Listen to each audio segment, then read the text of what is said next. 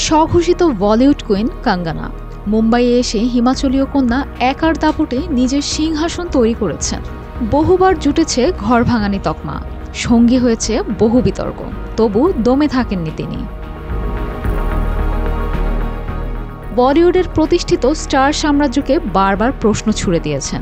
আবার রাজনীতিতে নতুন ইনিংস শুরু করে কঙ্গনা রানাওয়াত বুঝিয়ে দিয়েছেন পর্দার বাইরেও তিনি মানিকার্ণিকা।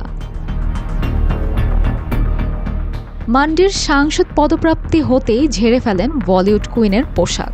হাবভাবে বারবার বুঝিয়ে দিয়েছেন অন্যায় হলে চুপ থাকা কিংবা দমে যাওয়ার পাত্রী নন তিনি।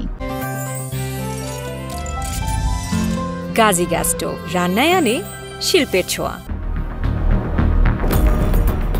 এবার বাড়ির 1 লাখ টাকা বিদ্যুৎ বিল নিয়ে হিমাচলের কংগ্রেস সরকারের বিরুদ্ধে রেগে আগুন হলেন এই সাংসদ অভিনেত্রী। 24 লোকসভা ভোটে জিতে মান্ডির সাংসদ নির্বাচিত হয়েছেন কঙ্গনা। তারপর থেকে বলিউডের লাইমলাইট থেকে শতহাত দূরে সংসদীয় এলাকায় সময় কাটান অভিনেত্রী। সম্প্রতি মানালিতে এক নতুন রেস্তোরাঁও খুলেছেন। বরাবরই নিজের কর্মকাণ্ড কিংবা বেফাঁস মন্তব্যের জেরে চর্চার শিরোনামে বিরাজ করেন কঙ্গনা রানাওয়াত। এবার হিমাচল প্রদেশের কংগ্রেস সরকারকে তোপ দাগলেন অস্বাভাবিক বিদ্যুৎ বিল নিয়ে। জানা গেছে সাংসদ এই নায়িকা বাড়িতে না থাকা সত্ত্বেও 1 লাখ টাকা বিদ্যুতের বিল এসেছে, আর তাতেই চটে গেলেন কঙ্গনা। সম্প্রতি মান্ডির এক রাজনৈতিক অনুষ্ঠানে যোগ দিয়ে সংশ্লিষ্ট ইস্যুতে রাজ্যের কংগ্রেস সরকারকে তোপ দিতে ছাড়লেন না তিনি। নেকড়ে বলেও কটাক্ষ করলেন সরকারকে।